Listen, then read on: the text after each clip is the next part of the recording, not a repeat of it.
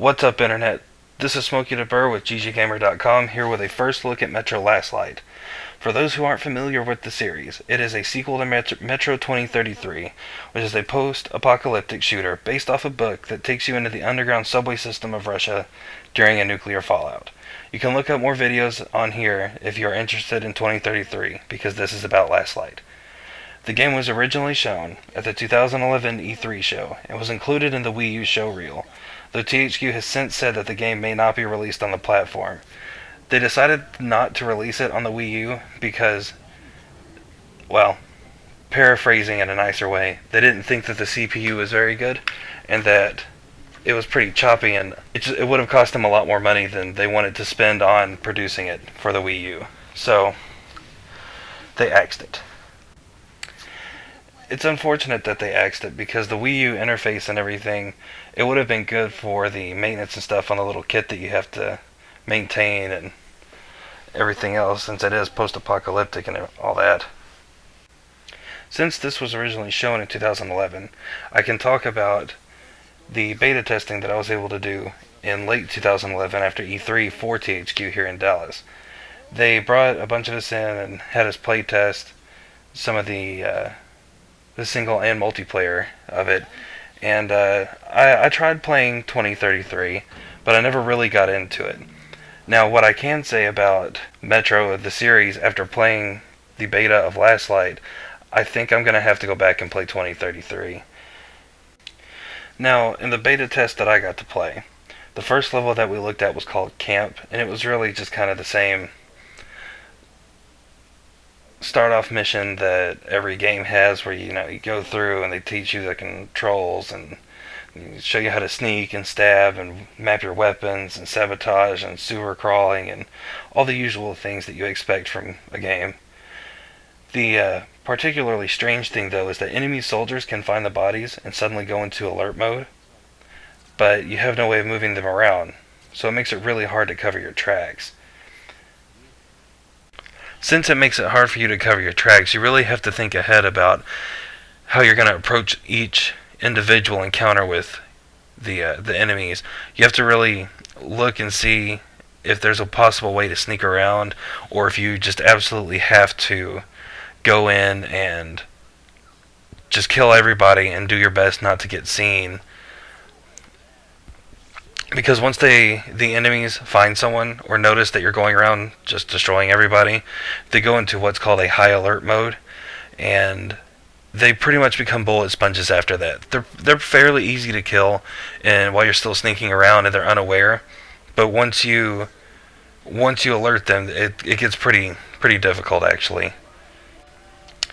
One of the differences that I noticed from the little bit of 2033 that I played was that the environments were much more destructible. It seemed like your assault weapon could pretty much bring down the Metro if you wanted to. It's a nice added touch, you know. The HUD in Last Light is very simple and clean, unlike the one in 2033. The controls were too complicated and unwieldy for some, or at least that's what I read. So they've put a lot of effort into smoothing out this one. There are thousands of subtle choices you can make in this game, apparently.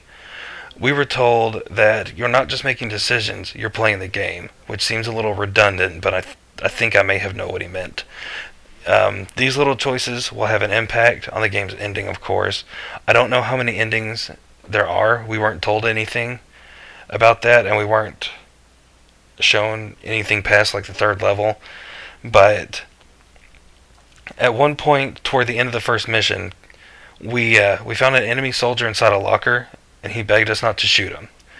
Well, I shot him. I don't know what the other people in there did, but I mean, he's kind of begging to be shot, except he was saying, "Don't shoot him." He said that's the sort of choice that the folks behind Last Light say will make all the difference.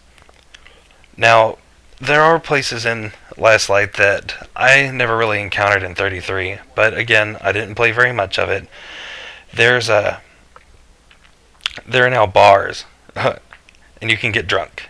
As a matter of fact, if you drink too much, you'll black out for a while, and then wake up somewhere else. If you go back to the bar, you'll find that you've accidentally destroyed everything.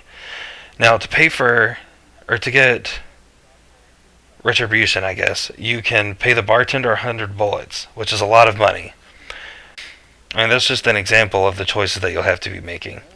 Now, in the bar, your character can sit next to a homely, somewhat overweight woman, to put it lightly. As you drink, she'll get skinnier and more attractive.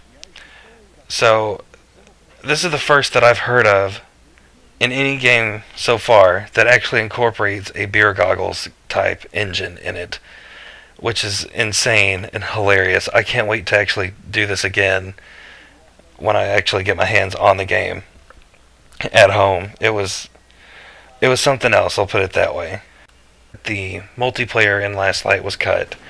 So, while it makes me a little sad, it's good to know that I got to play something that not very many people did, and also that it lets the developers focus more on gameplay and less on the multiplayer aspect. Because in a lot of games like this where they try to be more story specific, the graphics and the gameplay and everything will kind of fall to the wayside of the multiplayer.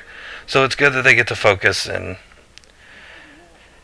put out something the fans really want. Apparently the multiplayer was not wanted, so scrapped it. So even though I didn't have much of a introduction when I started playing Last Light, I was able to jump in and get a grip that I was fighting for my life, basically. The atmosphere really draws you in, and it will just suffocate you, make you feel like you're underground, make you feel claustrophobic. And to me, it really seems like games are missing that nowadays. It really seems pretty linear and like shows you this is what you want to be feeling, this is where you need to be going, this is what you need to be doing. But when I was playing Last Light, I didn't really get that. It was very much you're on your own, figure out what you're doing, figure out how to get to where you need to be, and hope you get there alive. So if you like 2033 and you're interested in another post-apocalyptic type shooter, this is probably going to be worth the money. Well, this is smokydaburr with gggamer.com. Happy hunting. Like and subscribe to our YouTube channel, and sign up now at gggamer.com.